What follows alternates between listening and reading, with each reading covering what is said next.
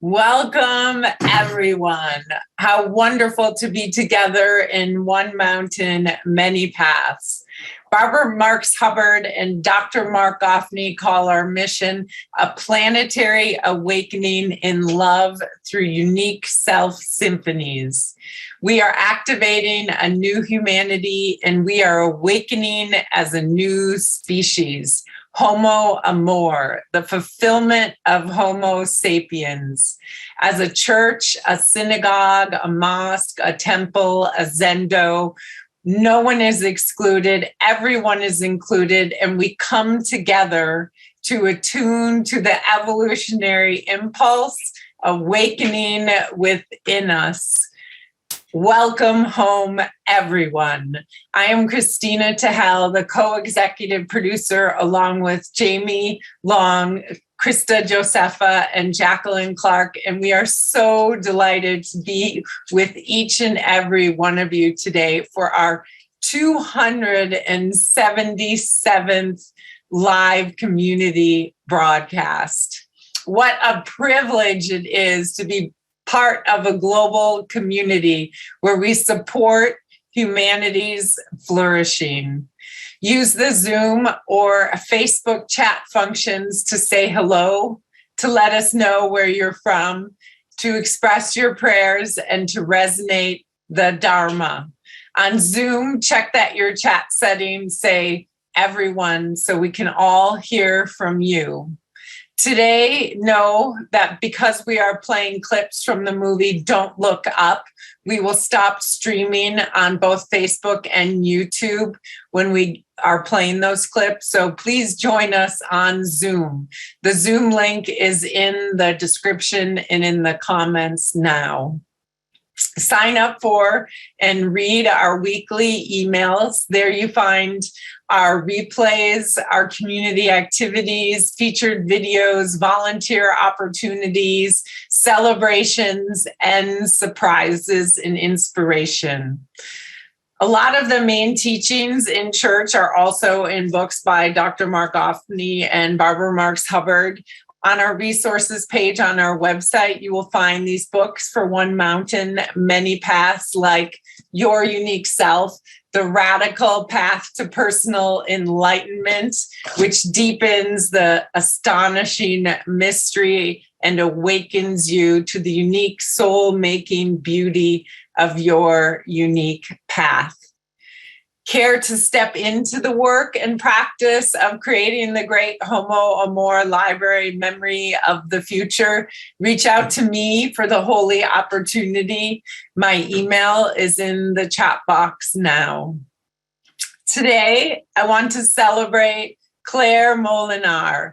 Claire is an empowered lineage holder in this space and collaborates with Dr. Gafni by holding the stewardship of all the books and projects related to unique self-theory, and by exploring how to best complete the missing pieces of this Dharma and how to deploy the Dharma effectively in the evolution of culture and consciousness. Together with Shahat Kortan, Claire holds the Extraordinary Mystery School and Outrageous Love Festival space in Europe every year. We bow to you, Claire, in holy devotion to all the ways you are contributing to the evolution of love. What to expect today. First, a Dharma recap from myself. Then Dr. Gafni will set our intention. Then David will resonate the evolutionary love code that we are working with. And then our evolutionary sermon with Dr. Marc Gafni. And sometimes we also have clips from Barbara Marx Hubbard. And then we move into meditation to enter prayer. To close, Krista invites us deeper into community, and we bring everyone on at the end for our intimate dance party and our goodbyes. Marc writes evolutionary love codes. Marc and Barbara studied the codes together, comparing them with Barbara's own 52 codes for conscious self-evolution. These codes crystallize the new story of humanity, quote, evolving the course of consciousness and culture, which is the source code of love, unquote. We have the privilege to be a part of the emergence of these first principles and first values. The Dharma gates are open. Every week we are blessed to serve each other and the evolution of love. Our commitment is to the quality of what we are communicating, and for each of us to take a part in this creative process of articulating a new story for a new humanity. So we consciously decide we won't forcefully try to end at a certain time, but promise fullness and explosion, to let magic evolve, to serve the evolutionary process. And we do our best to end around 11 Pacific. Today, we plan to go for 90 minutes and to end at 11:30 Pacific time. Of course, if you need to leave early, please watch the replay, and we look forward to being with you next week. I welcome all who are new. We need you. Know that each week is a standalone, and every week builds on the week before. One Mountain, Many Paths is radically committed to telling the new universe story. So now for my Dharma recap from last week's broadcast. Don't Look Up, Part 4. We're all gonna die. We're using the movie Don't Look Up as a foil to hear the unconscious hidden voices in the texts of culture. The topic of the movie clips we watched last week was death. Death is critical. In the movie, Dr. Randall Mindy and his doctoral student, Kate Diabosky, clearly state on a talk show that humanity is going to die. And they scream out, we're all going to die. With a planet-destroying comet hurtling towards Earth, they are right. There are two kinds of death: the death of the individual human being and the death of humanity. The realization of one's death is the first shock of existence. The realization of the potential death of humanity is the second shock of existence. How we understand death completely redefines how we understand life. How we understand our relationship to death is a dividing issue in culture. When someone screams and says, you're going to die, we reject it. But actually, the only thing we can do in response is to face it. If we don't face death, we are not alive. We need to be feeling into the meaning of what death is to us and to our bodies, asking, what do we know about death? Why is death important? Why does it matter? As individuals, we are going to die. Then priorities, to-do list, egoic issues, traumas, and unresolved anxieties disappear. Almost everything we think of now will become irrelevant. Psychologist Carl Jung rightly said he couldn't establish mental health in his patients unless they had some access to the experience of life beyond death and to the experience of immortality. That's not an illusion or a psychological sense of grandiosity. It is a universally felt sense shared by all human beings where we know that the unique life forces are valuable, even if we don't have the language of unique self. But we have this experience that it is worth preserving our unique life force. In our dharma of cosmoerotic humanism, we integrate the best insights and wider views and understandings of our relationship to death and the idea that it's not over when it's over.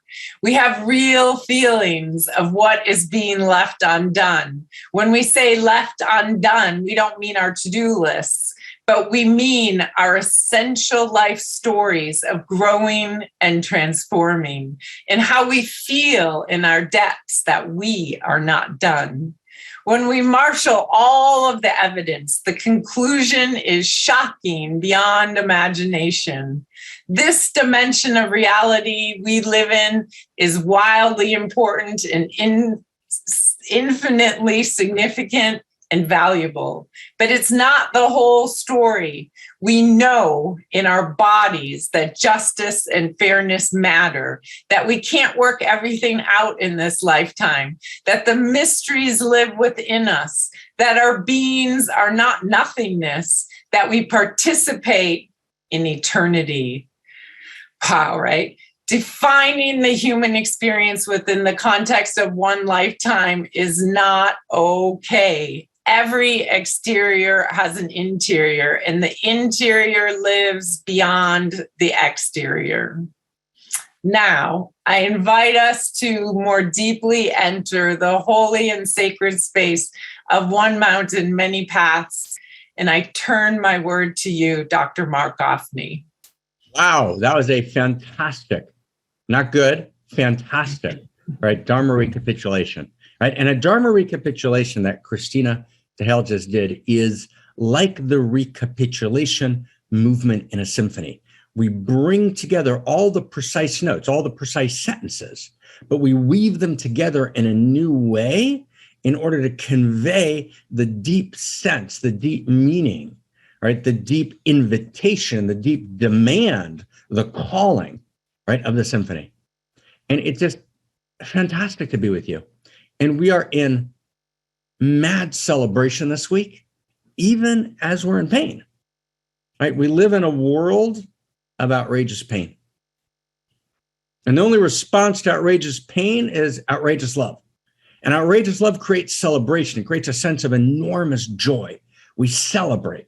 And our theme this week, as we'll see, is going to be celebration. And we live in a world of outrageous beauty. And the only response to outrageous beauty is outrageous love. And outrageous love is, it's not a lot of ordinary love. Not like, oh, let's love a lot. No, ordinary love is the love that we feel between human beings, but it's not really participating in the larger eros of cosmos. It's two human beings, and they need some status, and we need some security, and we need to kind of feel all right, and we got to get over our anxiety. And so we set up and we call it love, and that's what it is. And it's the limit of two skin-encapsulated egos trying to find each other, but without a larger field, dissociated from the larger field. Outrageous love is not mere human sentiment. Outrageous love is the heart of existence itself. And so we come together every week here in One Mountain, Many Paths. And I was wildly privileged to initiate One Mountain some, 300 weeks ago with my dear beloved evolutionary homemate who's passed away, but who's deeply with us, Barbara Marks Hubbard.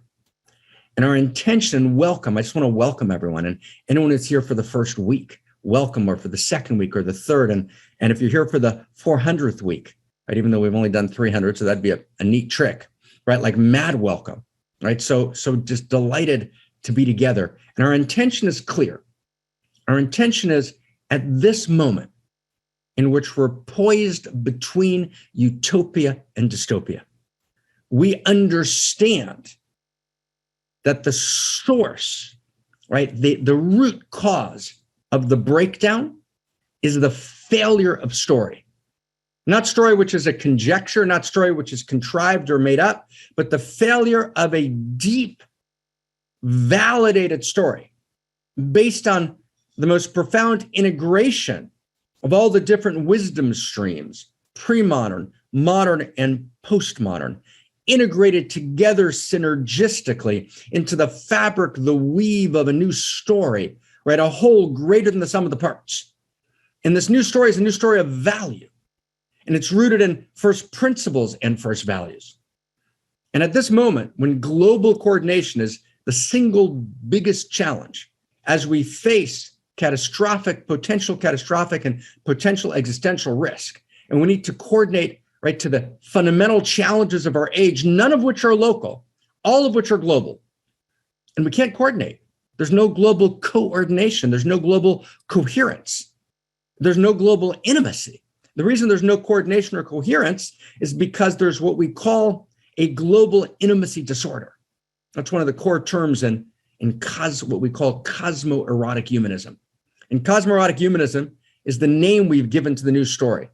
And like Romanticism in the 19th century, or existentialism in the 20th century, right, our hope, our vision, and our intention is that cosmoerotic humanism should become a fundamental story in the world, and ultimately the shared global story. And our shared global story, it's not the hegemony of one set of opinions. The shared global story is a context for our diversity.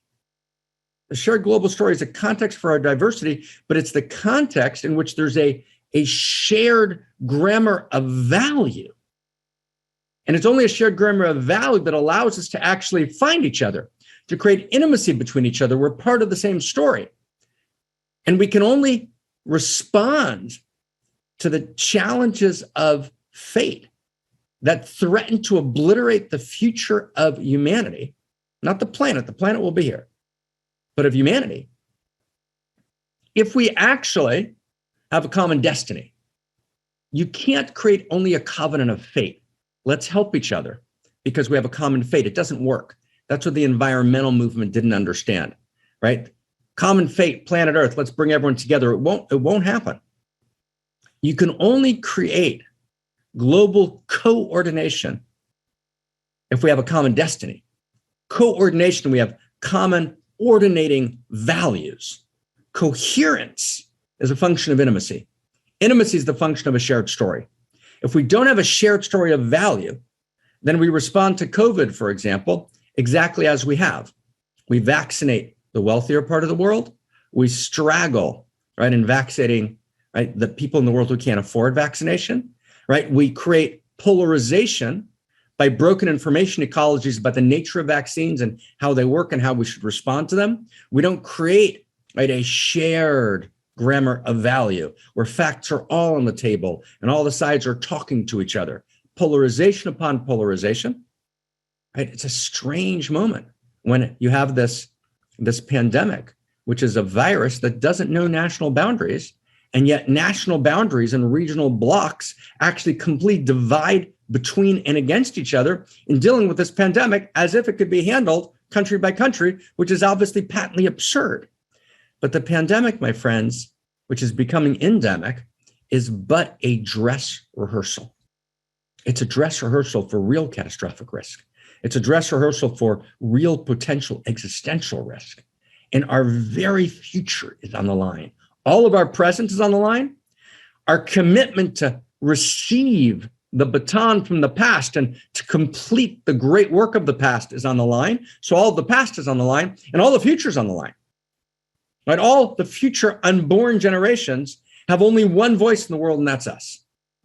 So how do we respond? So what we're saying here is we can't just respond, friends, with good new infrastructure ideas or with good new social structures. We need, and these are words from Manfred Harris, right, a great social theorist. We need new superstructure, which means a new story, a new worldview, right? A shared grammar of value that's a context for our diversity. And it's only when we have a shared grammar of value, then we know, what does it mean to have a good life? How do we actually find joy? You can't split anymore. And this is the big sentence. This is a new way of saying it. And it's gorgeous. Then we're going to dive into this movie. You can't split anymore my personal story from the larger universe story. Does that make sense? I'm going to tell you guys a little secret, okay? But just keep this between us. Let me go to the chat box for a second. I'm going to tell you a secret now, but do I have a commitment, everyone, that you're not going to share what I'm about to say? Who's got a commitment? Anyone got a commitment? You're not going to share this? We good? Okay. So here we go. I like Westerns, like American Westerns. So I was exhausted the other day. I'd worked like 16, 17, 18 hours. It was an exhausting day. I couldn't quite sleep. So I turned on an old Western called Silverado, right? Silverado. It's a great Western. You got to see it. And the great thing about Silverado is that the structure of the world's okay, right? We're not worried about the structure, right? There's value in the world, and there's the good guys and the bad guys. And you've got the guys who stand for ethics and integrity, and they stand for goodness, and you've got the bad guys who are filled with greed, and it's all very clear who everyone is, right? And the good guys win. It was such a pleasure, right? Complete joy, Silverado. That's not where we are in the world today, right? We actually don't understand that actually, now stay close to me, it's not about which president, right? It's not about which president is at play. That's not how it works, friends. That's exactly wrong. It's not about who the bad guy is. And what Adam McKay said was, which is really deep and important thing to say, was it's actually an amalgamation of actually the last four presidents. And there's a little bit of Obama and a little bit of Clinton, a little bit of Bush and a little bit of Trump. And his point was that the underlying structural issues are what are challenging us today, right? We all know that Trump was an egregious problem, but we try and have a bad guy, right? We try and have a bad guy, right? So what Adam McKay said, Meryl Streep ducked the question. It was Adam McKay who said that actually is an amalgamation of, right, of all these presidents. Because the issue today is not actually which president. It's not a good guy, bad guy issue today. There's something broken in the essential narrative that's driving culture. We're driven by a success story. And the success story is governed by rivalrous conflict. And rivalrous conflict is governed by win-lose metrics. That's the story we all live in. Am I successful? Right? Not am I devotional? Not am I good? Not am I true? Am I successful? And that lives inside of us and in every department in every government, in every family, in every interaction, right? Between governments, between departments, between organizations, between sections of organizations, between sections of businesses. It's all win-lose metrics, all the way down, all the way up. That's the very source code of culture that drives our extraction model, that drives our exponential growth curves, that drives, right, our broken hospitals, right, that drives, right, the entire set of factors that lead directly to all forms of catastrophic and existential risk, that drives how we're dealing with vaccines today, both their distribution and bringing together the facts, right? The whole thing is animated and driven by, am I successful or am I not? And successful means, right, win-lose metrics, right? That's a disaster, sweethearts. So friends, come together here. We're going to now look at the final week. And what week are we? Are we on the 5th week, right, or the 6th week? What week? Tell me, somebody. Okay, who's the 5th week? 5th week, thank you. We're on the 5th week of looking at Don't Look Up. And and this is this movie by Adam McKay. And we're not here to say this is what Adam McKay thought. That's not our issue. And I shared with you a few weeks ago that my friend Lana Wachowski made a set of movies, The Matrix, and Lana and I spent, many years ago, a night right at her apartment in Chicago with Karen talking about one of the movies he made. Actually, it was called then V for Vendetta. And I was saying to him, hey, this is what the movie means. And he's saying, no. And well, it doesn't matter that he made the movie. It's not about what the movie maker thinks. It's about what the movie says. And the movie often talks unconsciously The movie culture finds its way and speaks through the movie, whatever the intention of the filmmakers are. So we're not interpreting this text, what was Adam McKay or the writers thinking. We're saying this movie appears in culture, and it's actually the invisible scenes, the scenes that are barely noticed, that speak, right, way beyond the, like, wow, right, way beyond, right, what the actual text says. So this is week 5. If you haven't been here up to now, that's totally perfect. Complete welcome. You can dive in right here. Now, I want to say one other thing. Okay, with permission, everyone, we good? Everyone good? We're here. We're alive. We're awake. We're ready to go. Right? We have a drum roll. Let's set our intention. Our intention is for the sake of the evolution of love. Our intention is we're ready. Right? We ask this question every week. Right? Are you ready to play a larger game? Who's ready to play a larger game? Are we ready to play a larger game? Right? We're ready to play a larger game. We're ready to play a larger game. Are we ready to act as revolutionaries for the sake of the evolution of love?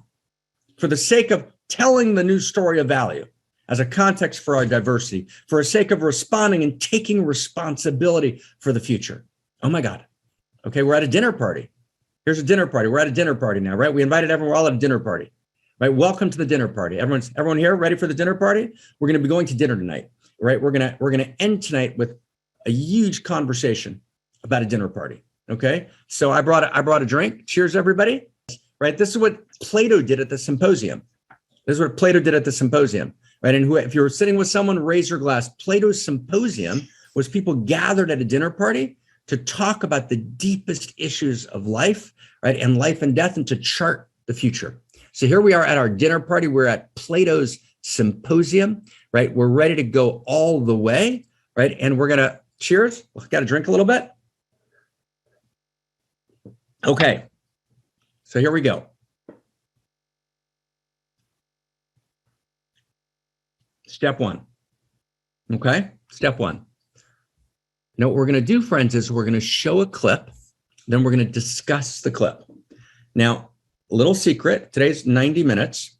So I'm going to get to the 3 most important clips at the end, right? And I know that some people will have left, and I know that we have this sense in culture of kind of pop culture. I come in for an hour, I leave. I get that, but that's not the way to go deep. If you've got a schedule, of course, go. Blessings, mad love, obviously, right? You know, my friends, some of them who did something called the intellectual dark web, right? Some I know, some I don't know. Right. So, you know, but they're colleagues. We're thinking together. Right. In the intellectual dark web, right, the general clip is 3 hours. Right. Because this is where people go deep, and they're getting, you know, huge amount of participation. Right. Because people are tired of like getting entertained for a few minutes. So we're not doing entertainment. Now, next week, we're going back to our usual, you know, kind of 60 minutes. But this week we're going kind of in and all the way. And we're going to leading up to the dinner party. And the clips at the end. Okay. So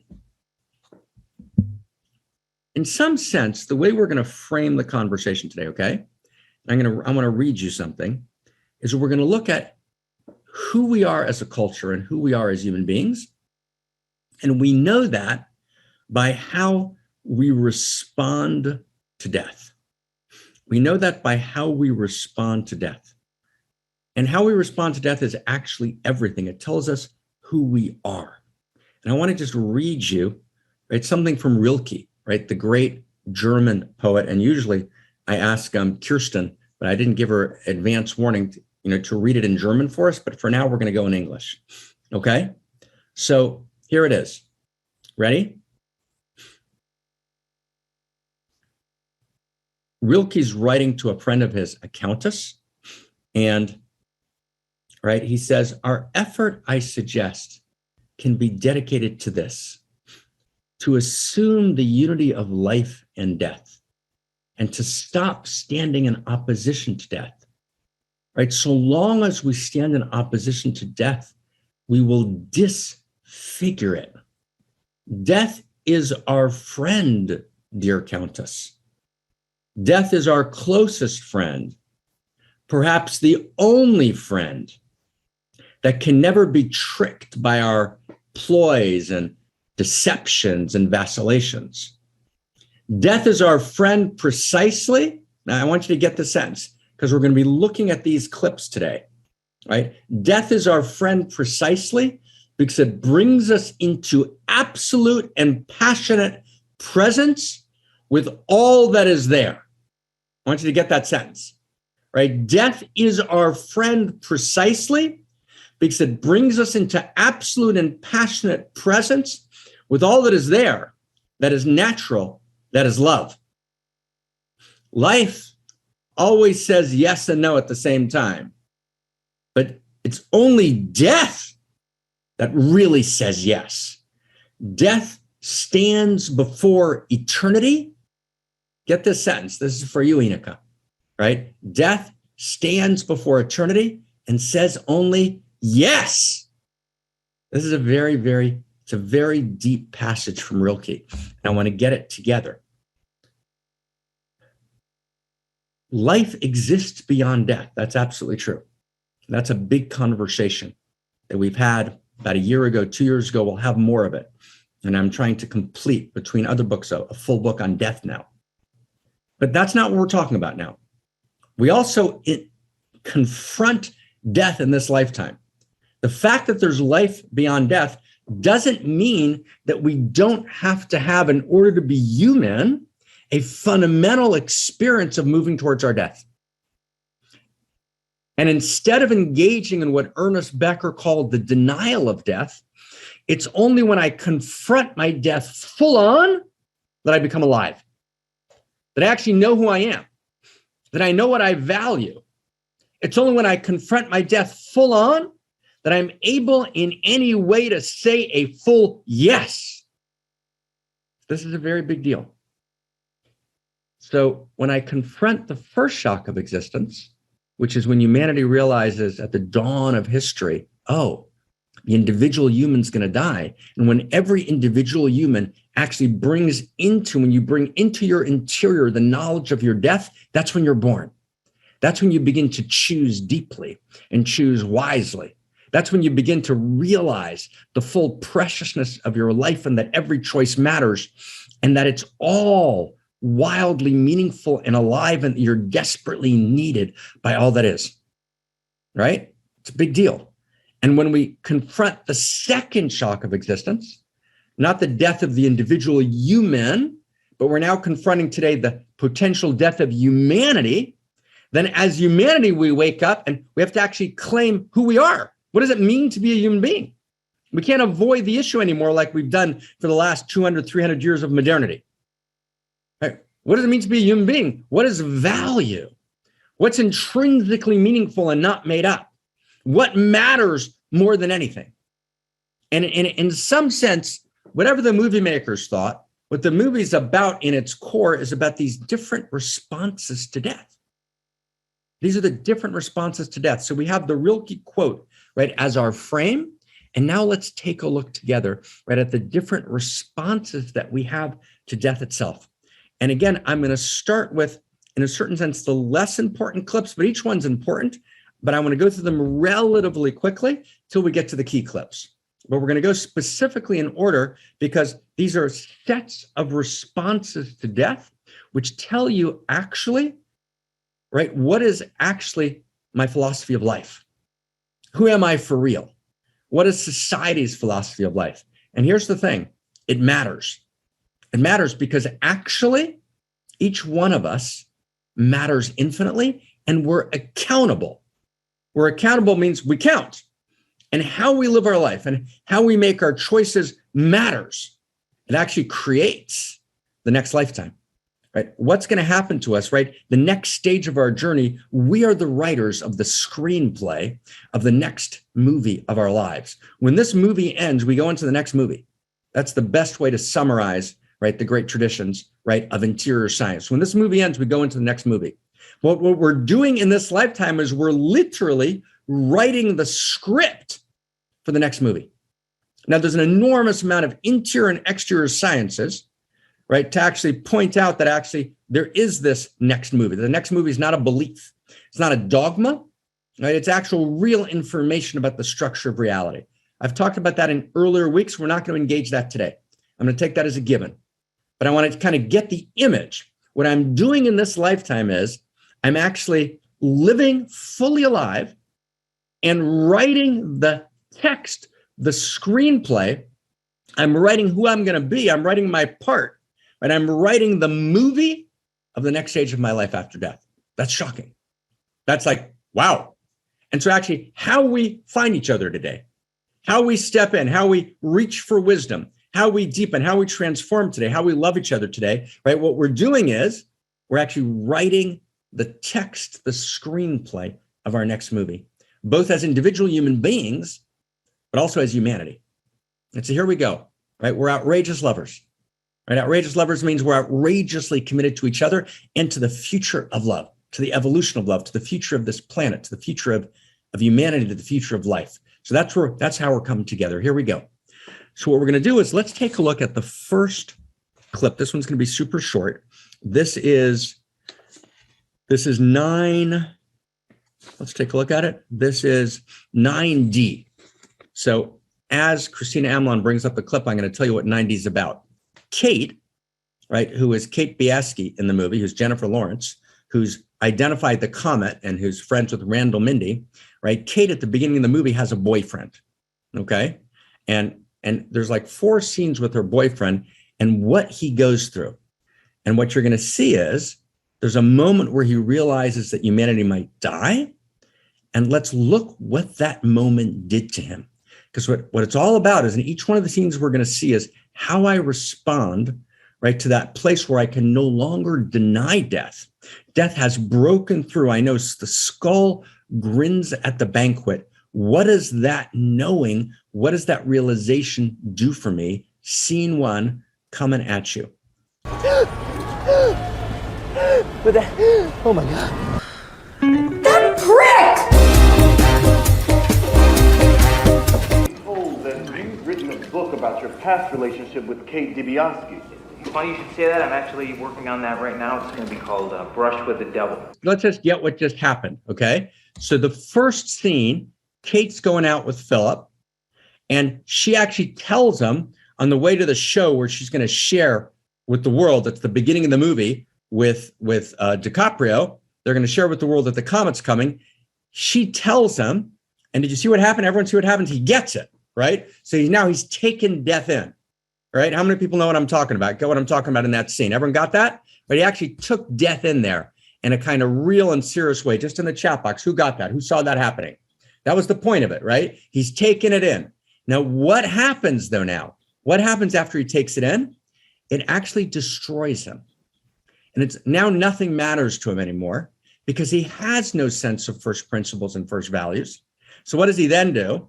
Right then when his girlfriend goes crazy on the show, and now she's getting hit on social media, he dumps her.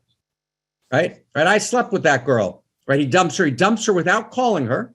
So all human communication, all human love, all human depth, right, disappears. It's gone. He dumps her on social media. She says, that prick. And then later, he becomes a television commentator because he's associated with her, he gets some fame. So he gets some status in the rivalrous conflict, win-lose metrics success story game. And right, he says 23% of the people don't even think there's a comet. He's just reporting on it, meaning he's completely removed any real relationship with existential risk. He's involved in he's got a new job, right? He's a commentator. And then they say, oh, you're working on a book, aren't you? He says, yeah, it's called A Brush with the Devil, right? About me, right, being with Kate, right? So what he's done is he takes death in. Remember in the first clip, he can't breathe. Then he can't hold it. He can't hold it. So what he does is he just throws it out of his system. He dissociates from it. You know the word dissociates, everyone? He's completely dissociated from the experience of death. He reports, he knows Kate. He knows she's reliable. He knows she's a trustworthy scientist, but he can't. He just re-engages the absolute denial of death. He's now, in his own experience, he has no sense of value because he has no sense of first principles and first values. So he betrays love, right? So this response to death is the betrayal of love. Wow. Now just notice, go online, take a look at all the interpretations right, of this movie, these scenes aren't even mentioned. What we've done is we've gathered scenes together. We've edited them together so you can begin to see the pattern. Because reading a movie and reading the text of culture and reading the text of your life and my life, same process. You can never look at an individual situation. You got to see what's the code, what's the pattern, right? Where is it going? And then meaning begins to appear. Okay, so that's one. That's the betrayal of love. Now let's take a look.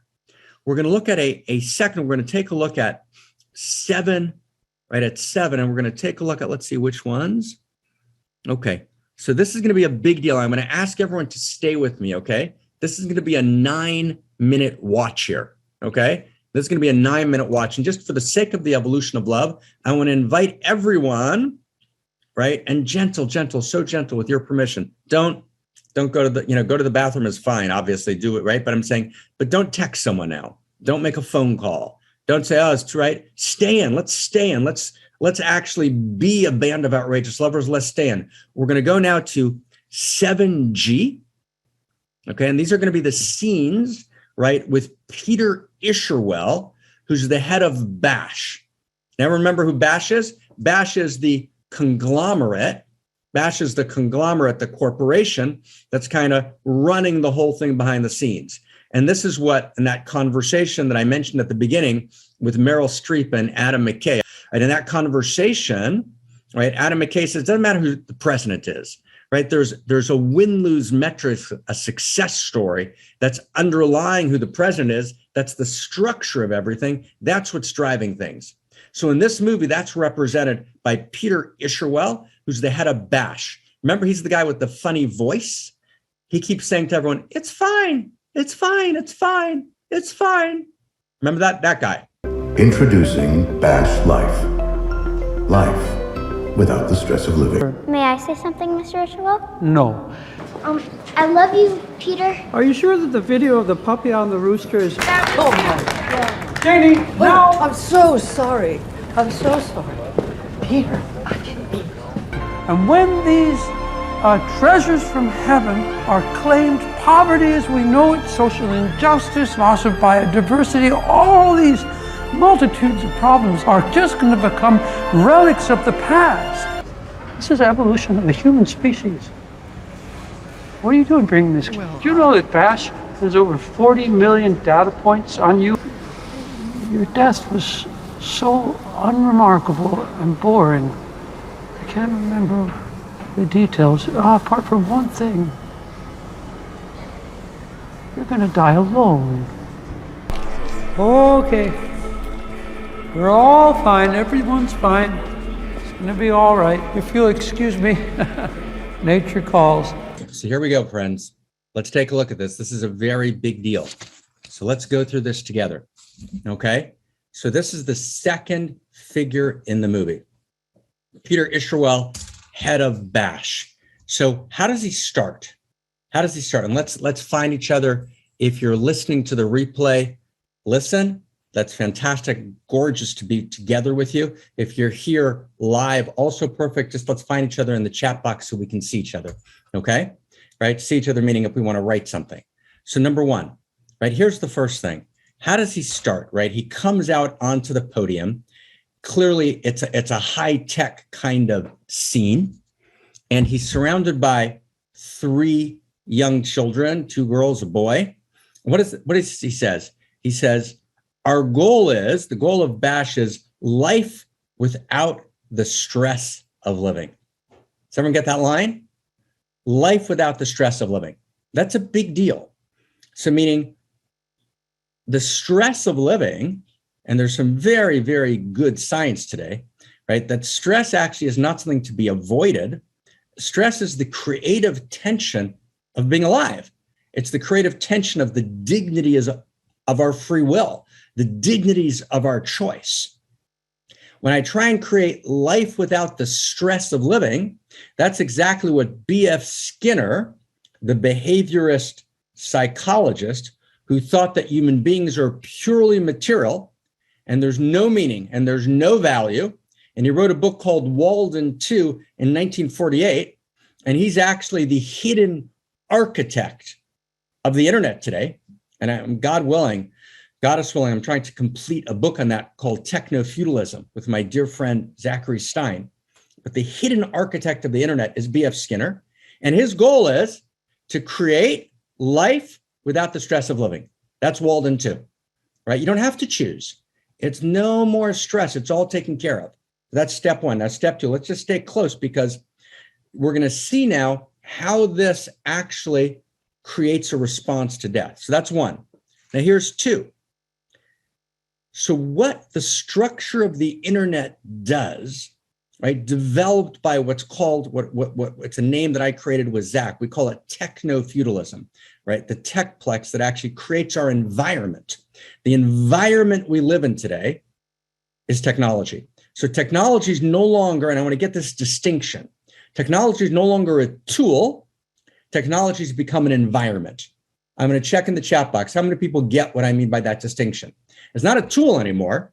It's an environment. We live in that environment. We can't afford not to live in that environment. And the younger we are, the more we live in that environment. So my son, age 11, Zion, right? He lives in that environment, but we all do in certain ways. We're all forced to in certain ways. We're all engaged. Our attention is hijacked. We live in that environment. So this environment, what it does is, step three, it hijacks human values, commodifies them, uses them for manipulation, right? And actually, B.F. Skinner writes in his book, Beyond Freedom and Dignity, he says, we control human beings because they're manipulable, means we can manipulate them by manipulating their interior experience. And B.F. Skinner wasn't evil, by the way. I want to get this is very important. He wasn't evil. B.F. Skinner thought that actually controlling human beings and creating what he called Walden 2, exactly what Peter Isherwell is describing in this movie, right? Remember, B.F. Skinner is the architect of the internet. If we can create an environment without friction where we can manipulate and control human beings, then we're going to actually respond, says B.F. Skinner, to existential risk.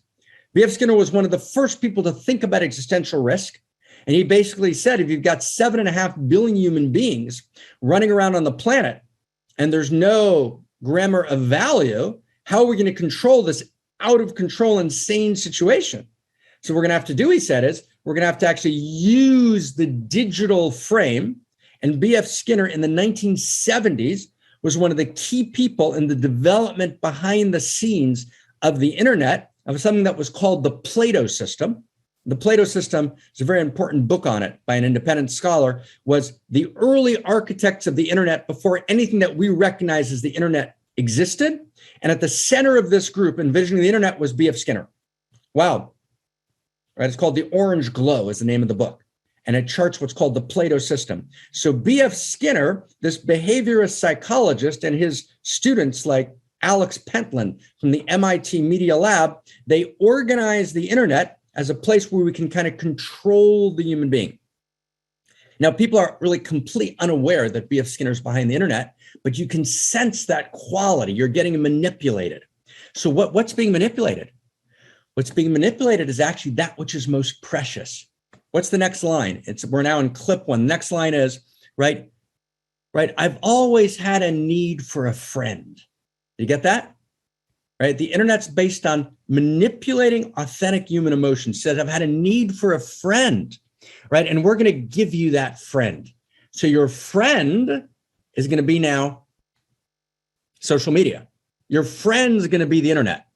And look what happens, right? I mean, it's actually shocking, right? He says, we have so much information about you. Where did this information come from? But actually what's happening on the internet now, what the structure of the business model of the internet is that data points are collected about you by what's called the digital exhaust, meaning every move you make on the internet, whether it's how long your mouse hovered before you clicked, and every pattern of your behavior, right, is mapped by machine intelligence without you knowing. Every data point that you've ever done, but not just something you actually did. It's not which website you went to look at. No, it's much more subtle. Every move you make is fed into machine intelligence. Like I just said a second ago, like how long your mouse hovers, which gives you psychological information on who you are and what your pattern of viewing is and what days of the week and what times of the day. All of that is fed into machine intelligence that then creates a personality profile on you. And then that personality profile is sold by the techno-feudalists, which are the major tech giants in the world, is sold right to third parties. So the product of the internet is selling predictive analysis to third parties who are interested in manipulating you. Right? That's actually the product, the business model of the web. That's a big deal.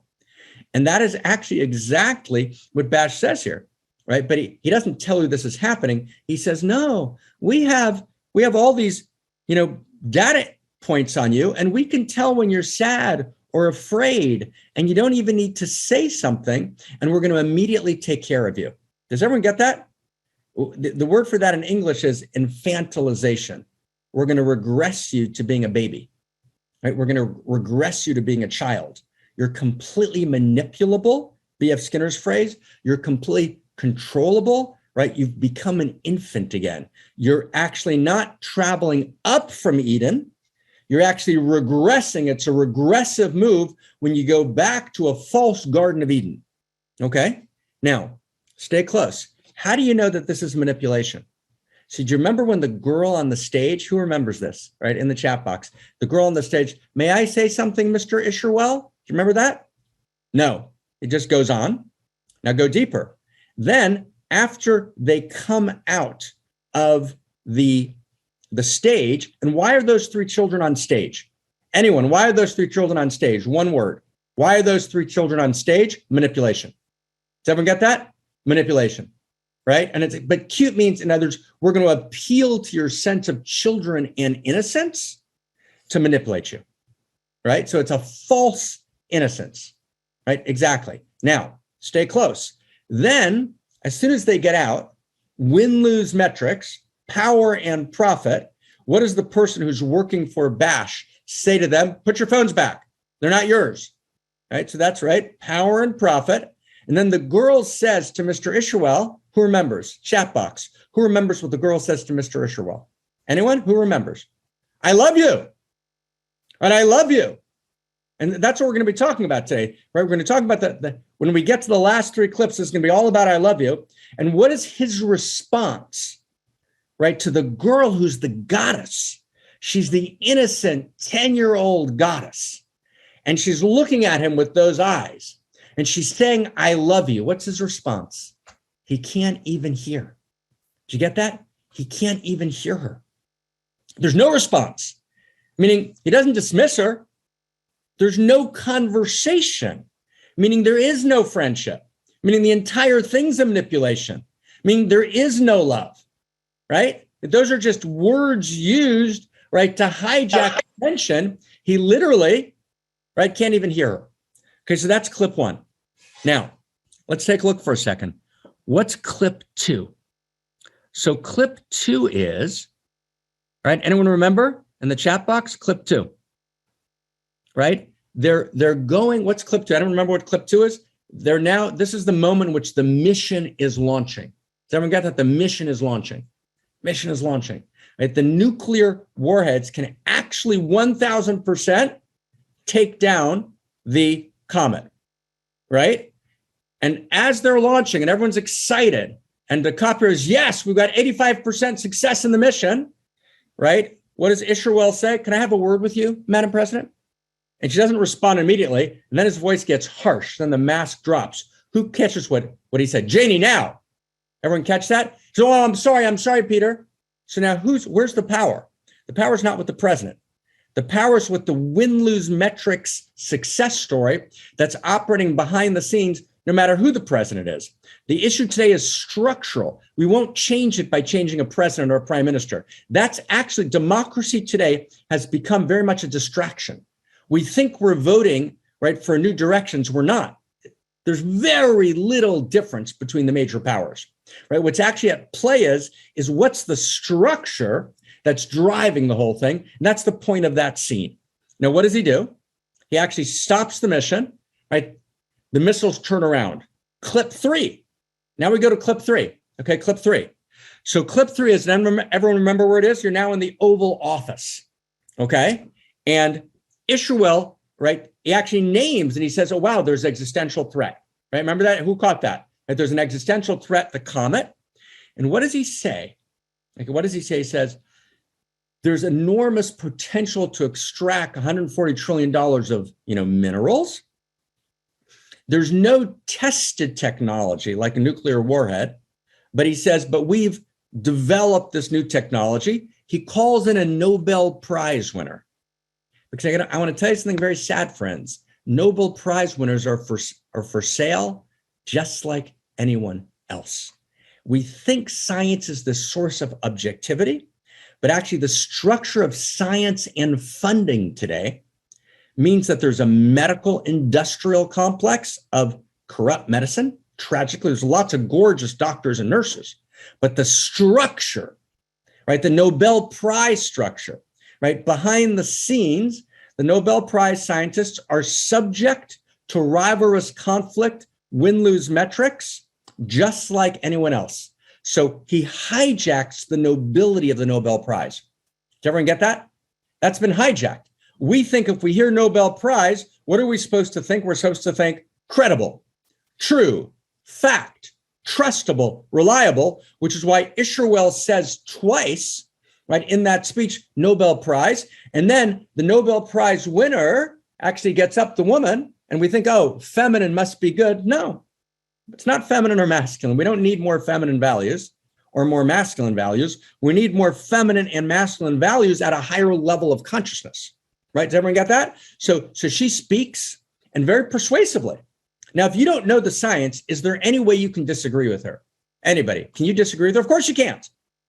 Of course you can. So what do you have to do? There's no way you can disagree with her. So what do you need? You need trust. But trust is exactly what's missing in this movie, right? The 3-star general, you remember in a clip we saw a couple of weeks ago, sells snacks in the White House for $20 when they're free. The point is the core structure of trust, which is based on first values and first principles, has completely broken down. Okay, now what happens? Now, as he's making the presentation, the kind of music comes on, right? So it's very soft background music. And he says, now stay close. He says, treasures from heaven. Who caught that? Remember that? Treasures from heaven. And then he gives this great speech, this great, and I'm going to introduce a word here, utopian speech. Now, this is actually exactly accurate.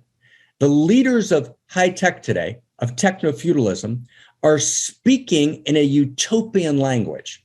So there's a utopianism. We're going to change the world. We're going to reshape the world, right? Right? You start actually to believe Isherwell, you're drawn in. And then he gives this big utopian speech about these great utopian values, right? And biodiversity is going to be restored, and suffering and inequality are relics of the past. Now, there's actually no connection. Stay close. There's actually no connection between actually getting the $140 trillion, which will be then controlled by Bash Enterprises, and solving any of the great existential problems. But the techno-feudalists, right, they disguise, right, the win-lose metrics through utopian rhetoric. Did everyone get that sentence? Now I want to get even closer. And in some sense, they may believe their own utopian rhetoric, but it's utopianism sans, meaning without first principles and first values. Does everyone get that? And it's if you don't have first principles and first values, you're seduced by your own utopian rhetoric. And there is literally nothing more dangerous than utopianism without first principles and first values. Who are the two, who's, let's say, the one greatest example in the 20th century of a utopian without first principles and first values? You can 3 tries. First, let's say top 3. Top 3 would be Mao. Mao, right? Mao, the head of China for 30 years, right, who was responsible for more genocide than any other leader during that time. And it's the entire movement of communism is utopian. It's utopianism, but it's utopianism, right, without first principles and first values, or the Khmer Rouge, Pol Pot in Cambodia, right? He's a utopian. But when a utopian moves without first principles and first values, you get slaughter. And when the utopian's not, Pol Pot, who has limited power in Cambodia, but the utopians are young men and women who grew up in schools without first principles and first values, like Mark Zuckerberg at Exeter Academy in the United States, where I've had the privilege to give a number of talks and talk to hundreds of students, right? Where Exeter Academy is built on the statement that there are no intrinsic first principles and first values. It wasn't originally built that way, but that's what's happened there in the last 30 years. There's no longer first principles and first values. Mark Zuckerberg comes out of Exeter. Larry Page, Sergey Brin come out of Stanford, right? So this is post-modernity without first principles and first values, gets married to enormous power of the techplex, driven by unimaginable power gains and profits, which then reach for value by becoming utopians, but their utopianism itself is not grounded in value. Does everyone get that? Does everyone get that? That is exactly where we are today. That's exactly where we are. It's very easy to miss in the movie. And I don't know exactly what the intentions of the movie makers were, but clearly this is the script that culture, right, is putting out today in order to kind of tell us to pay attention. Now let's get closer. Let's get closer. It gets even more dramatic. Let's go to the fourth clip. Who's with us on the fourth clip? Okay, this is the fourth clip. What's happening in the fourth clip? Now, DiCaprio is now at the center at Bash. We're now preparing the mission to use these technologies, right, to actually split the comet, right, into 30 different pieces. Do you ever remember that scene? Just give me a yes in the chat box if you remember that scene, just so we're together. Okay, remember that scene? Okay, now what happens in that scene? It's actually quite unbelievable. So what DiCaprio, which Dr. Randall Mindy, says to Peter Isherwell is, he says, you know, I'm a little worried that you're not following a peer-reviewed process. And Dr. Inez and other people have been fired who've actually challenged, right, the science behind this attempt, because that's what happens, right? The scientist with integrity gets fired, which is why most scientists who want to support their family and want to have, right, their own status and their own win-lose metrics don't challenge. But that's exactly what happens. And at this point, there's this incredible moment in which DiCaprio, Dr. Randall Mindy, says to Peter Isherwell, he says, I hope you're not treating this like just like a business, like as a businessman. Does everyone remember what happens? And then he gets furious. Isherwell's mask drops and he says, right, you think you're calling me a businessman? Right? He gets nasty. He says, you know me? You think you know me? You don't know me. I am speaking for evolution. You ever get that? That's a utopian, right? Evolutionary, I said this to my dear friend Barbara Marx Hubbard many times. Evolutionary thought without first principles and first values is the most dangerous thought in the world. It produces social Darwinism. It produces eugenics. It produces Pol Pot. It produces today's utopians in the techplex that have created not just the tools, but the environment in which we live. And this is where the revolution has to happen. So let's see what happens. And he says, you think you know me? Now stay close. He says, Bash has 40 million data points on you. You got that? Wow. He says, I know what you are. I know who you are. Now, how many people in the chat box, how many people can get the meanness in that, right? The mask is dropped, right? There's the sense of technocracy, technocratic control, right? There's a sense of complete dissociation, right, from what it means to be a human being. And he said, but then he says something very important to Randall. He says to Randall, he says, you know, I know what you are and who you are. You're a lifestyle idealist. You think you're motivated by ethical beliefs, but you really run towards pleasure and away from pain. Wow. Now, friends, stay close, stay close now. Is he right about Randall? Yes. At this moment, he's right, but stay close. Randall's the figure in the movie who's the central figure who goes through a transformation. Okay? So there's certain people in the movie who don't transform. They remain who they are. Peter Isherwell does not transform, right? Philip, Kate's boyfriend, does not transform. Randall goes through a transformation. And transformation is that quality human being where a human being feels spirit moving in them, where the human being feels love alive in them, and the human being is able to grow and transform, to exercise choice. But that can't be analyzed by the biometric data fed into machine intelligence on the web. So Isherwell says to DiCaprio, he says, and we can predict how you're going to die, right? And I got to say, I can't even remember. He gets very mean. He says, I can't even remember exactly how you're going to die because it's so, remember the word he uses? Boring and unremarkable. But I know one thing, you're going to die alone. Everyone catch that? Now stay close. Is he right? Is he right? Is he right? Right? Is he right? Right? Does DiCaprio die alone? No. We're going to see that DiCaprio's got an entirely different response to death, that he doesn't die alone, right? That actually there's a complete transformation of Randall, right? And there's, not only does he not die alone, he dies in a level of intimate communion and beauty and depth that's unimaginable to Isherwell and unimaginable to the algorithm and to the machine intelligence, which reduces human beings to their lowest common denominator, assumes that free will's a myth. Alex Pentland, MIT Media Lab, key hidden student. He doesn't acknowledge his relationship to B.F. Skinner, right? Writes an essay called The Death of Individuality, where he says individuality is a myth and free choice is a myth. It's not real. He gives a talk at Singularity University 4 years ago. He says, we all know here, we're the tech people, we know free will is a myth. Wow, this is real. Okay, so it's a shocking, right? It's a shocking understanding, right? And then what happens in the fifth clip, friends? In the fifth clip, the last clip with Isherwell, right? They're now in the control room at Bash. The mission is failing. And what does Isherwell do? He hasn't changed. He's completely consistent the whole movie. Win-lose metrics, rivalrous conflict. He's got a ship set up. He's going to go to Mars with Elon Musk. Right? He's going to go to another planet. He's going to get off the planet. And who can afford to get off the planet? Only the elite. And everyone else can't afford to get off the planet. Win-lose metrics, he says, it's fine. It's fine. Oh, nature's calling. I'm going to take a break and I'll be back. Right? And he walks out on planet Earth. Does everyone get that? He walks out on planet Earth. Wow.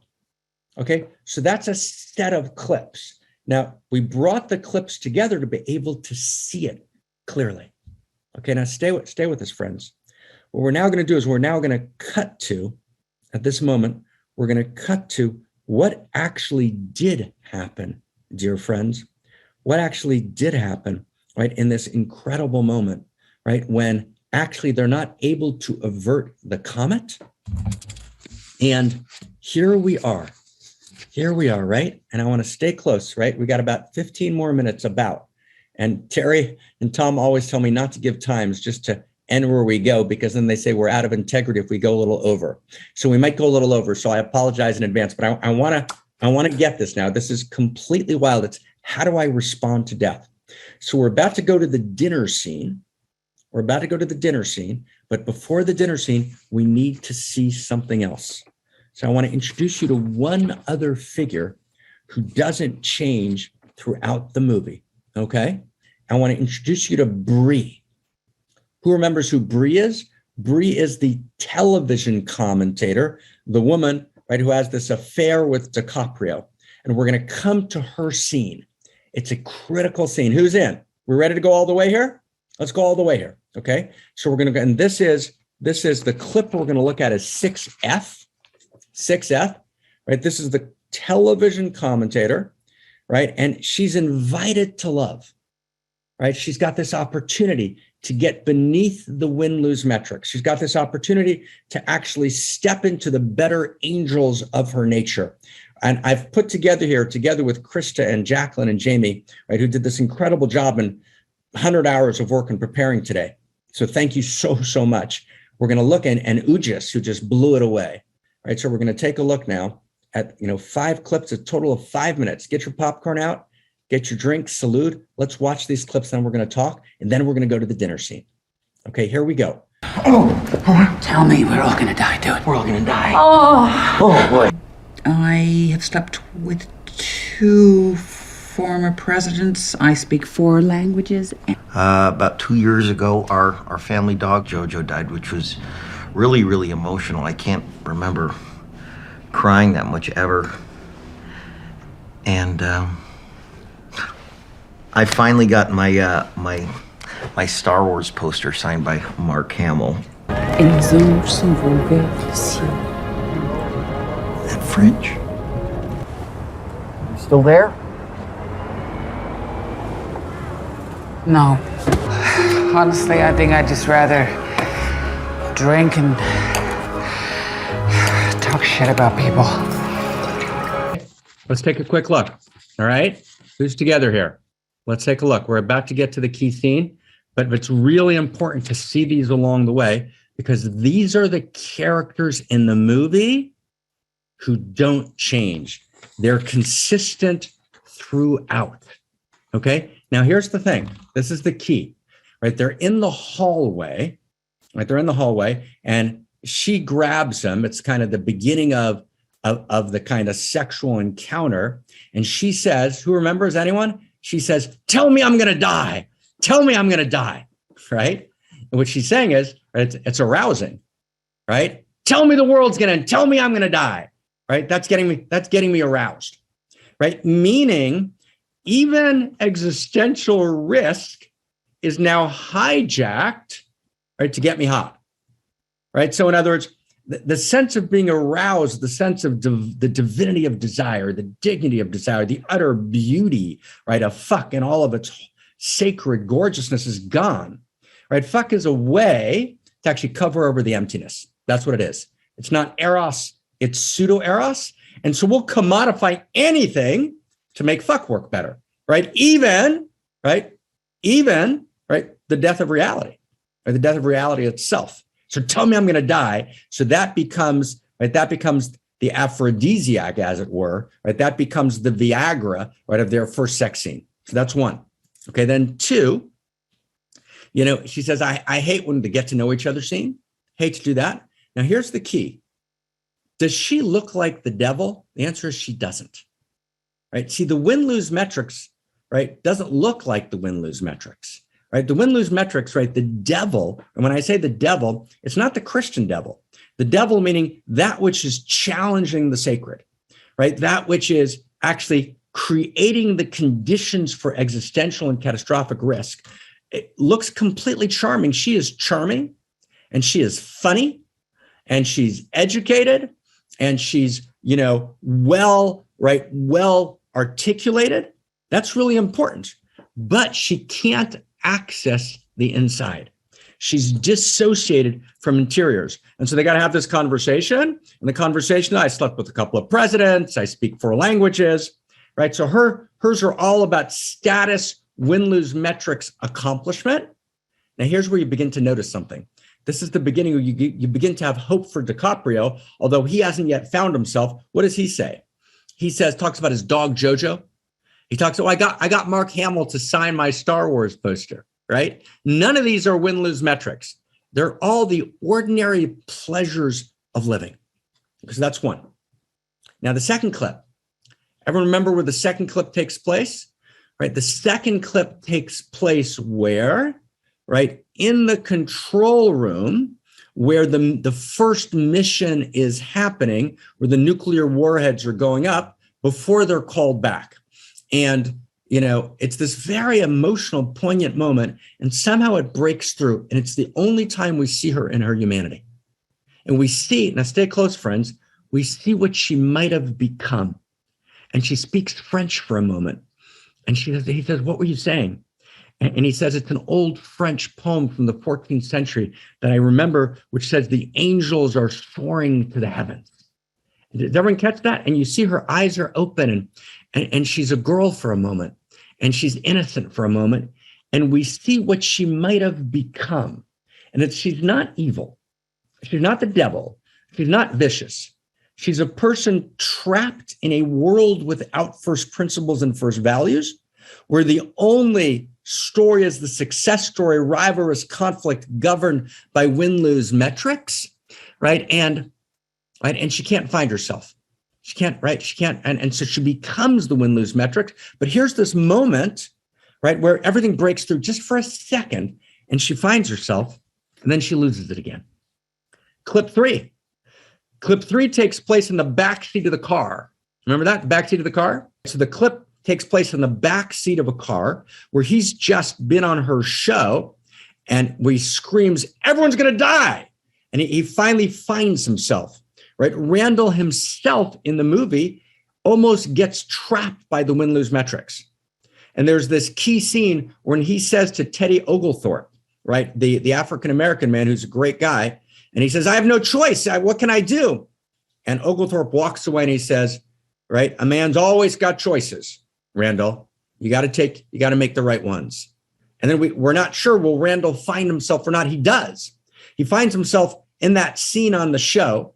He realizes, right, what's happening.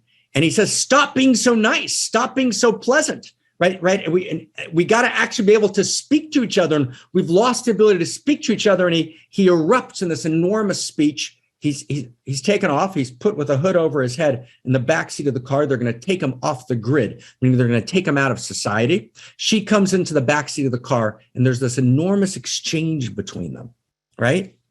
And what does she say to him? She says, "Why did you do that? Meaning you ruined it in terms of the win-lose metrics." And she says, "I liked you. I despise most people." And remember what he says? He says, "I thought I loved you."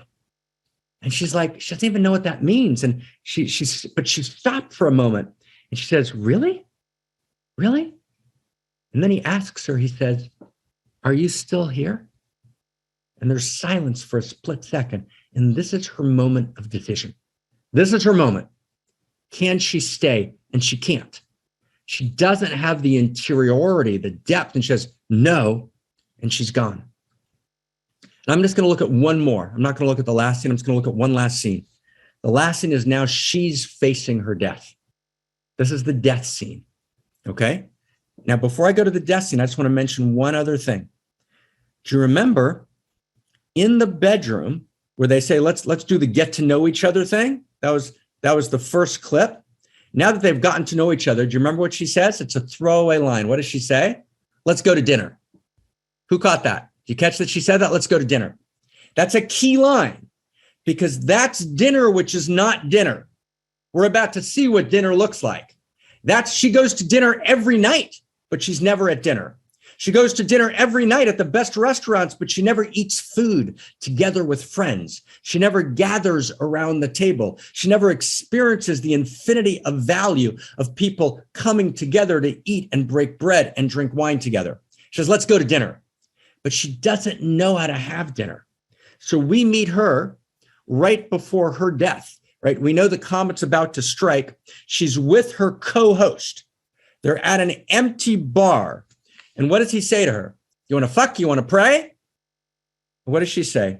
She says, "No, I'd rather drink and talk shit about people." And what is she saying? She's saying, and she's honest in this tragic way. She says, "I have no access to eros." Eros means I'm inside the circle. Pseudo-eros means I talk shit about people.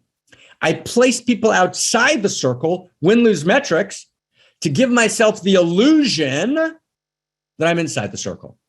So win-lose metric success story is all pseudo-eros. That's the pseudo-eros moment. So in her moment of responding to death, she can't even then find eros, because I can only find eros at the moment of my death if I've lived in eros throughout my life. She's lived in pseudo-eros. When I've lived in eros throughout my life, I actually can come to the moment of my death and be fearless and actually experience the eternity that resides in the moment. And if I've made mistakes, we all make mistakes. I can correct them. I shift my intention. I recognize the mistake and I transform. That's completely perfect. There's no one who hasn't made mistakes. But she can't transform. Randall is the figure who transforms in the movie, but Peter Ishmael can't transform, right? And Philip, Kate's boyfriend, can't transform. And Bree can't transform. They're monological figures who are linear stick figures who can't transform. It's Randall who transforms. It's Yule who transforms, right? It's Kate, right, who deepens through the movie. So now let's take a look at the key scene. Okay, we're going to end with these two scenes, and they're astonishingly beautiful, and they're astonishingly important. And we're going to start with a very short clip, which is just a minute. Right, and this short clip, right, is number 14, and I'm saying number 14, right, for Kristina Amelon-Tahaley, number 14, and this is a shopping scene. This is right before the world's about to end. Okay, it's a shopping scene right before the world's about to end, an incredible scene. All right, let's go to 14, and Yule is the young man, right, who has fallen in love with Bree and asked her to marry him, right, as he knows the world's ending, right? This incredible scene, right? And so now Yule is together with Randall. Randall wants to come home. He's going home to his wife, right? He realizes, right, he realizes where love is, right? He's been asking the whole movie, I want to know what love is. Now he has a sense of what love is. He says, in his great speech, when he explodes on television, he has one beautiful line. He says, I just want to go home, right? He actually realizes there's something called home. So he's going back to his kids. He's going back to his wife. And Teddy Oglethorpe, right, the wonderful head, right, of the planetary agency that's supposed to deflect comets, who's been in total integrity the entire movie, he comes, right, to the dinner. He's coming to the dinner. He shows up. That's because friends find each other. And Yule comes to the dinner. So we're right before the dinner. And the dinner's going to be a gathering, not of family, but of evolutionary family, right? The dinner's going to be a mix of biological family and the close friends that we're actually walking together in evolutionary family. And you want to be not just with your biological family. At the moment of your death, you want to gather the people that matter. You're with your evolutionary family. So we're at this shopping scene 1 second before we're about to gather for dinner. So let's take a look at the shopping scene 14. It'll take just 1 minute, and then we're going to see the last scene. Find some, what are the little potatoes called? The tiny ones? Fingerling potatoes? Yeah, I fucking love fingerling potatoes. let's get finger. So we just got 2 more scenes after this, but this is the, right? Stay close here. So what happens? So they're shopping. Yule together with Kate, right, and Randall. And what are they excited about? They know the world's, right, it's all about, we're right before death. They're going shopping together. And he says, do you like those little potatoes? I love those potatoes. Right now, those potatoes, they're ordinary. They're the beauty of ordinary life, right? Addiction, and we live in a society which is addicted to cover up the hole. Addiction is the inability to get pleasure from the ordinary pleasures of life. That's what addiction is. That's the definition of addiction. The inability to get pleasure from the ordinary pleasures of life. Enlightenment is the Zen master, for example, at the Japanese tea ceremony, who's ecstatic with pleasure drinking tea, right? You get that distinction? The distinction between these two archetypes. So there's a moment in which we're all enlightened, right? The moment we're all enlightened, if we know how to meet it, is when death presses us into life. And that's what Rilke was talking about in the quote that which we began in his letter to the Countess, who was his good friend. When death actually is the one thing that presses me into yes, right? He says, life is always yes and no, but death presses me, right? Death presses me into the realization that it's all yes. It's all yes. Fingerling potatoes, yes, right? Oh, it's the wild salmon, right? It's not the farm-raised salmon, yes, right? We get the yes, and then the contrast, right, is to there's this prayer, right? Remember that in the earlier scene, right, her co-host says to Bree, you want to fuck or you want to pray. She doesn't even know what that means. Now here, Janie Orlean asks her son, do you want to offer a final prayer? And you're thinking, okay, maybe now he's potentially before his death.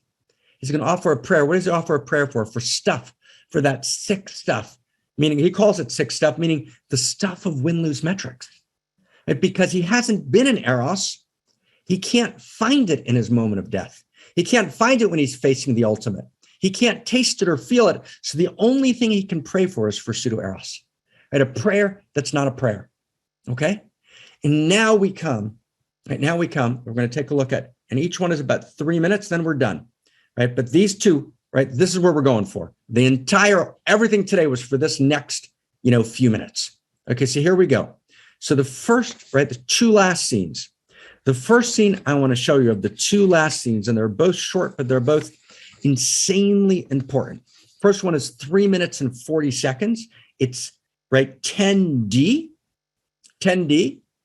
And I want to call these the sweetness scenes. And the word sweetness appears in the movie 3 different times. And again, remember patterns. You don't even notice it, right?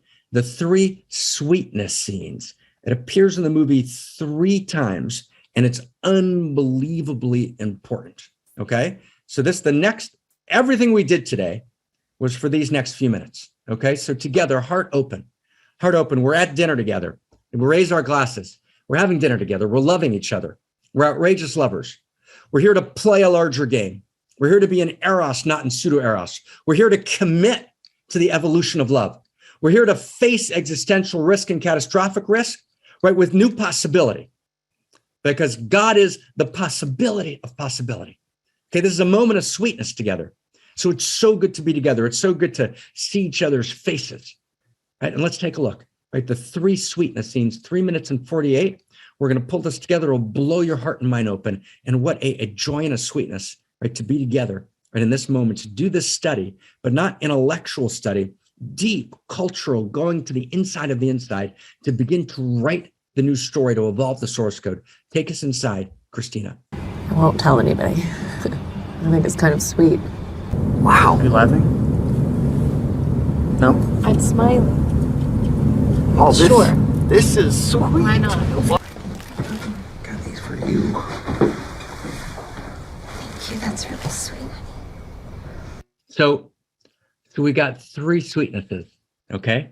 3 times in the movie. Now stay close for a second, okay? In consciousness, in the great interior sciences, we talk about 3 levels of consciousness.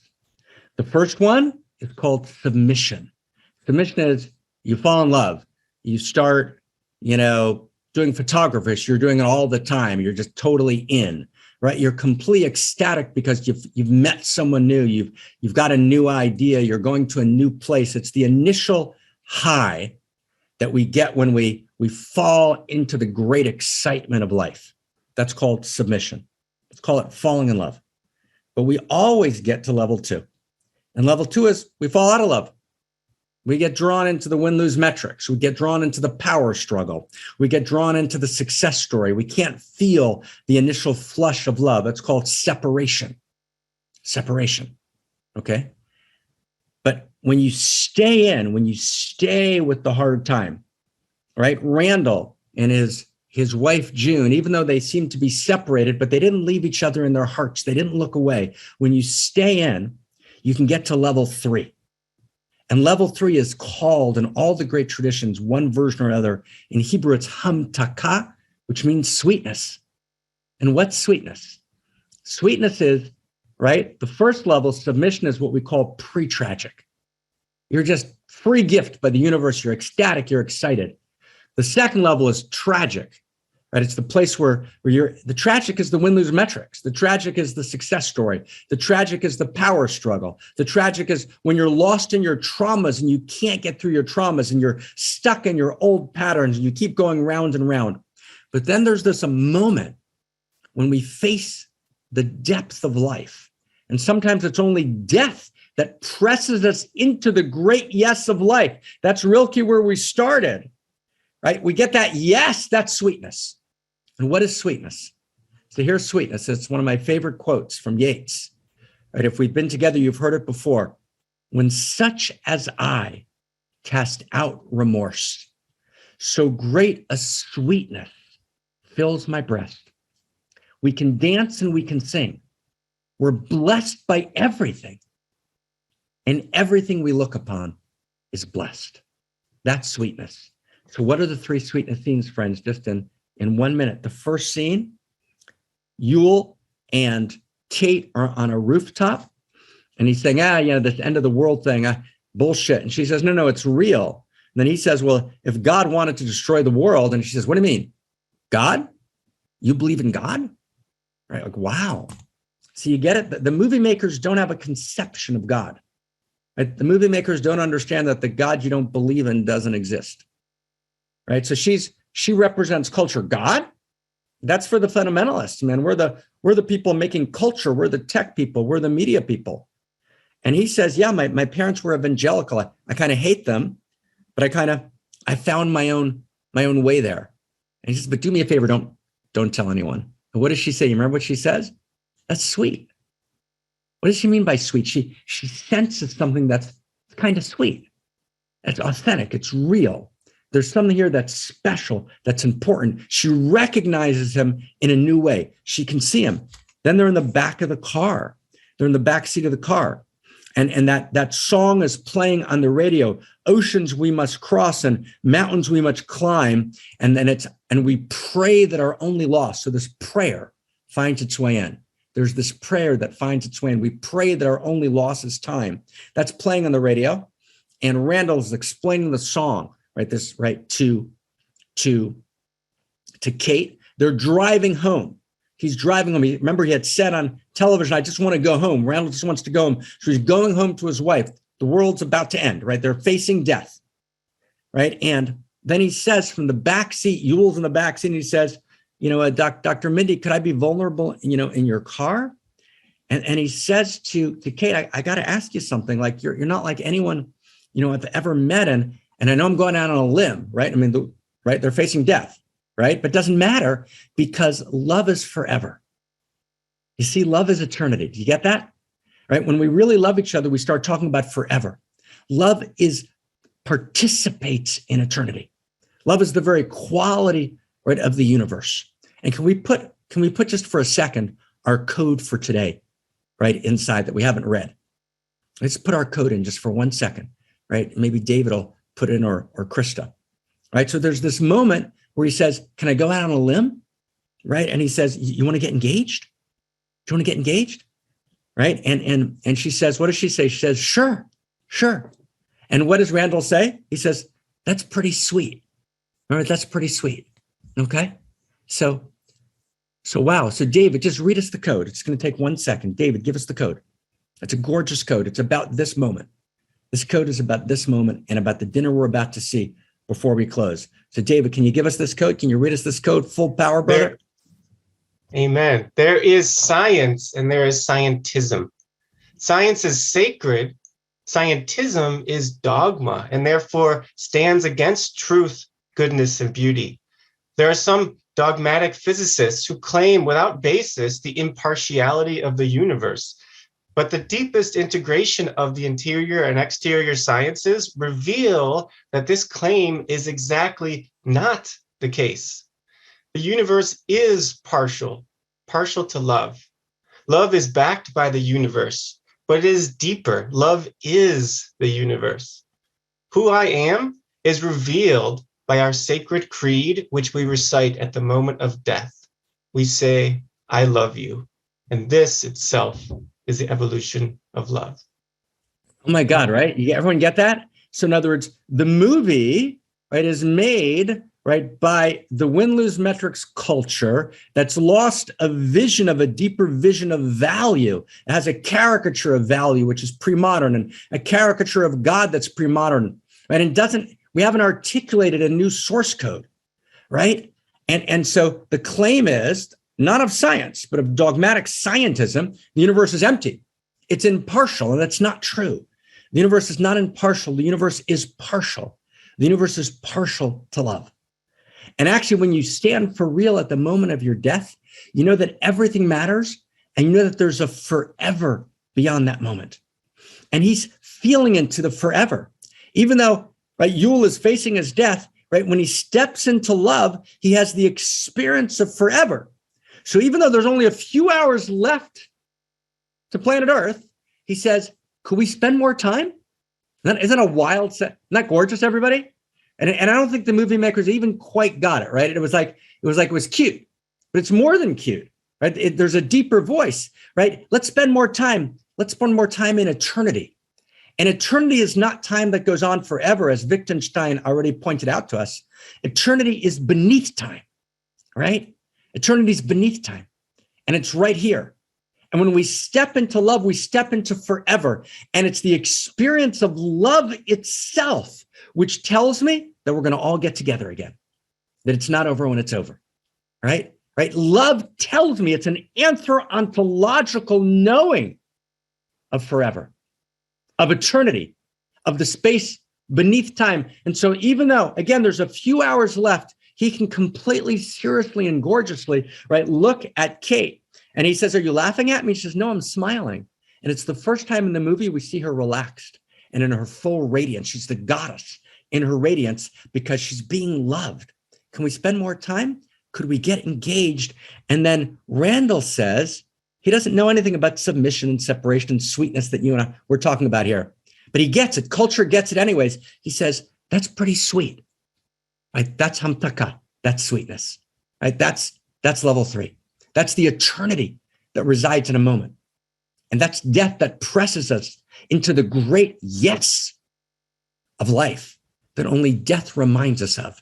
And finally, right, the third clip, right? He comes home and he's at the door and he's facing June. And the last time he's seen his wife, June, was in that hotel room scene that we saw earlier when she throws his pills at him. Says, you take care of Randall. Right? And he says, right, what do you say? I mean, can we have dinner? And she looks at him and she says, yes. And they start to talk, right? As the viewer says, I'm so right. And he says, you know, I got you flowers. Right? And what does she say? She says, sweet. Right? That's so sweet. And she understands that those flowers are not about lasting forever. They're again about those flowers are the eros of cosmos. What is a flower? A flower is beauty that seduces the bee to pollinate the flower, right, to spread life. That's what a flower is. It's the seduction of beauty for the sake of life. So he gives her flowers because he understands not only even in the face of death, especially in the face of death, I understand that the flower, right, the eros, the seduction towards life, right, is everything, and that overcomes everything. He says, right, she says, that's so sweet. That's so sweet. Right? And they hug each other. And she says, I missed you so much. I love you. I missed you so much. And then she says, and by the way, when we were in college, I fucked that guy. Right? It's like, wow. Okay. Now we're ready for the final scene. And everything today was for this last scene. Okay. So this is the very, very last scene. The last scene we're going to do today. This is the end of the movie. We're going to take a look. Right, together, right? It's only 4 minutes and 20 seconds. And we're going to finish with this.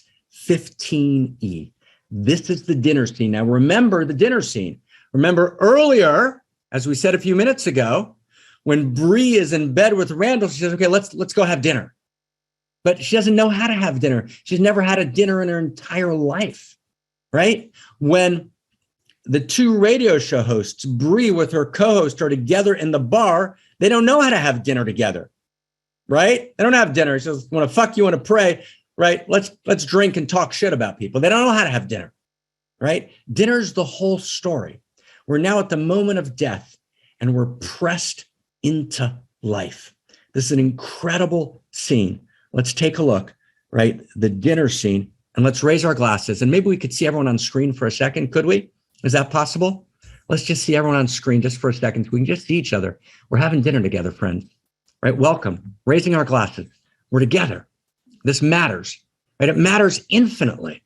Right? We know how to have dinner together. We know how to love each other. Right? We're a band of outrageous lovers. We're participating in the evolution of love. We're taking responsibility for the whole thing. Cheers. L'chaim. Let's have dinner together. Let's look at that scene. It's so ecstatic to be with you. Let's go inside. Here we go. And it's really good to have you home. Dr. Mindy got really famous.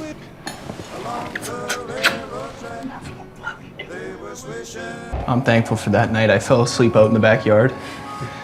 Woke up face to face with a baby deer. I remember that. Yeah. Grateful we tried. Most of all, Lord, And they ask for your love. The thing of it is we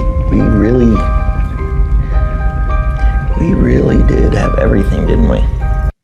So there we are, right? What does she say? June says, it's really good to have you home. Now, from the perspective of the win-lose metrics, should that matter, friends? Home is like 4 more minutes, right? What do you mean it's really good to have you home, right? Is this ordinary love? Is this some status and security where I've got you home? There's 4 more minutes to the world, friends, but it's really good to have you home. And it's actually true. It's really good to have you home because we're in the eternity that resides in the moment. We're underneath time. We're in value itself, right? And, right, there's this moment where his son says to him, oh, Dr. Mindy got really famous. But actually, when I'm facing death, fame, which is one of the currencies of the rivalrous conflict win-lose metrics, it's a joke. It's so obvious we've pierced the illusion. We actually get it now, right? And what does Randall say to June and June say to Randall? Say, I love you, right? I love you, right? And our sacred creed is what we say at the moment of our death, right? And today we actually understand something in the world.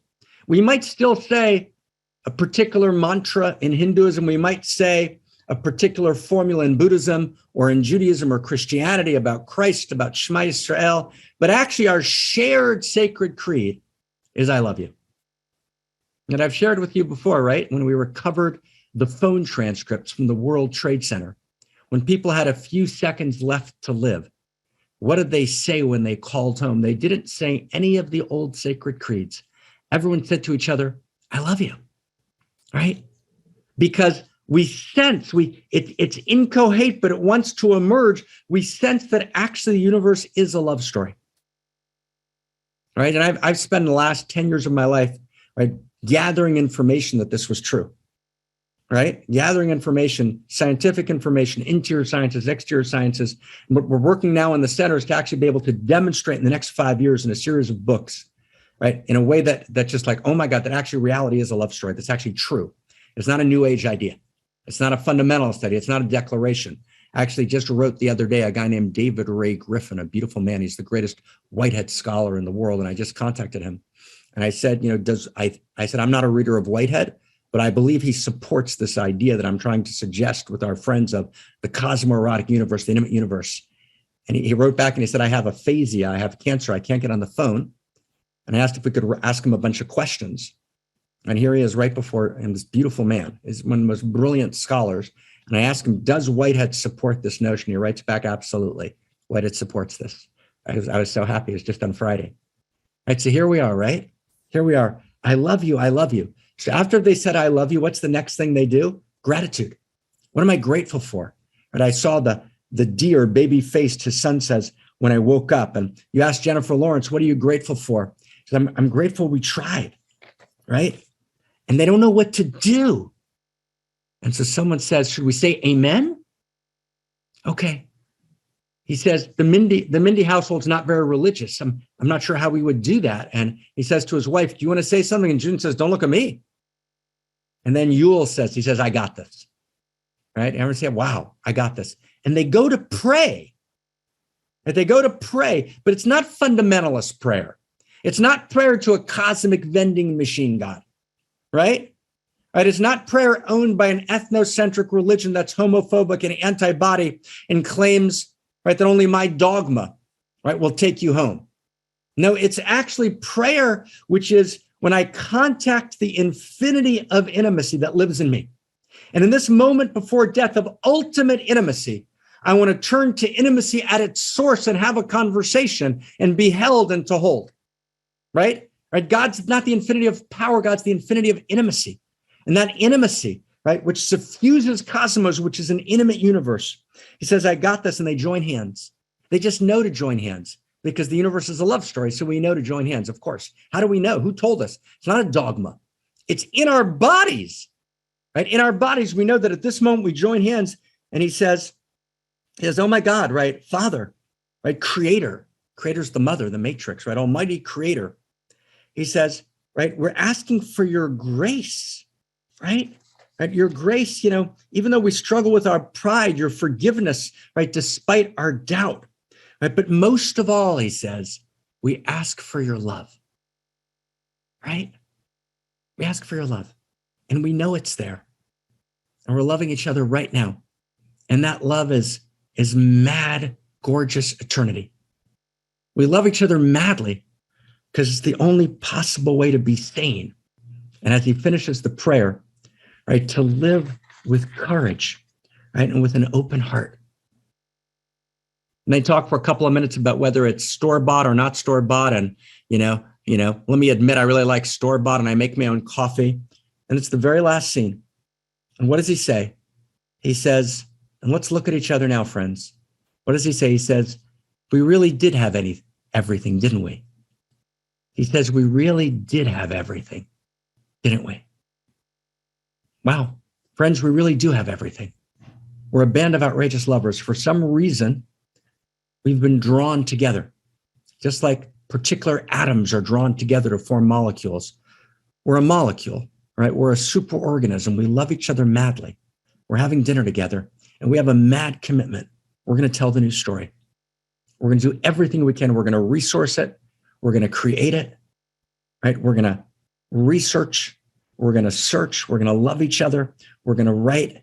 We're going to tell a new story at a Darwin level, at a Freud level, where we actually bring together all the truths of the interior and exterior sciences. We call them the tenets of intimacy. And we're going to share that story. We're going to share that story as Jesus shared his story. We're going to share the story as Abraham shared his story.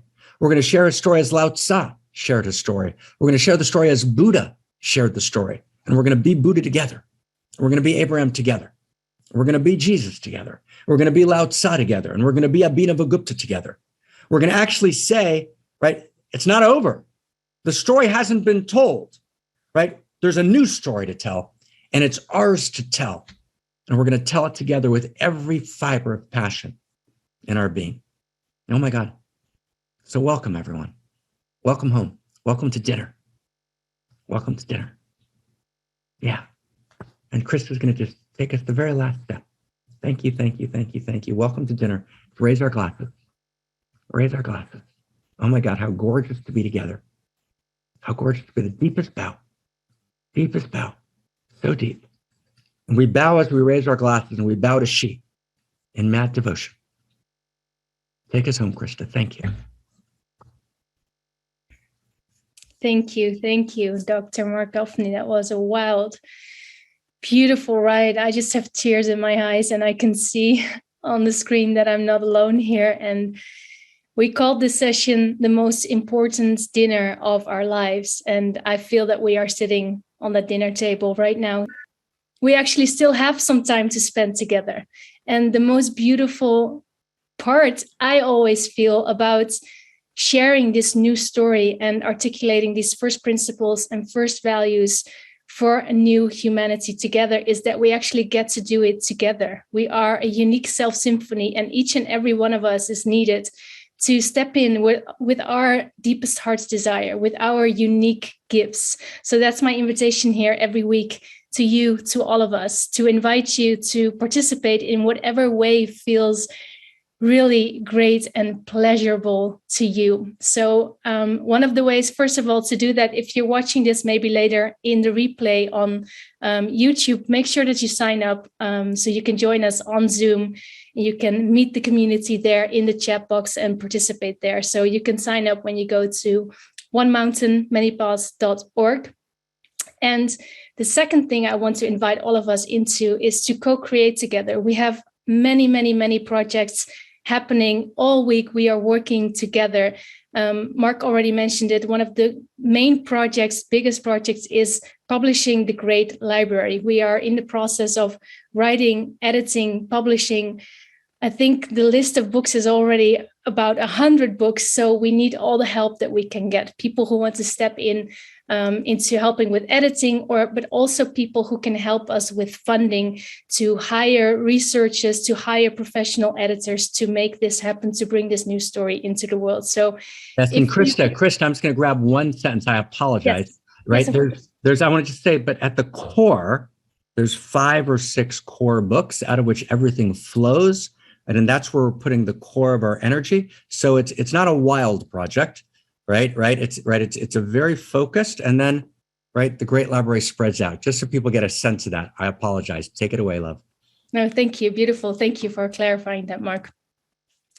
So if you want to participate in any way, feel free to reach out to me. I'll put my email in the chat box, and I'm happy to meet you, to talk to you, and can't wait to get to know you. And then the last thing, of course, is to resource our home. This is our gift to the world. This is our weekly broadcast. This is reality's gift to itself, but we are all needed to resource it and to bring our love into it so we can grow it and nurture it together. And you do that by becoming an evolutionary partner, and you can sign up for that on our website. And I just want to show you real quick where you can do that. On the website, onemountainmanypaths.org, if you click here on partnership, you can read all about it. And we really encourage everyone to make a monthly contribution if you can. It already starts from $25, but please give as much as you can. And you can also choose to make a one-time donation right here. If you do sign up, you will become part of our awesome membership where you get access to these 9 in-depth courses. All of these courses are recorded at the yearly Outrageous Love Festival, which is happening every year in Holland, where you're also welcome to join. But these courses are recorded there. So it's hours and hours of transmission of this Dharma, of the new stories. You can study that at your own pace. So you're so welcome to join us inside. And we are closing in the very best way possible, which is with dance and with music.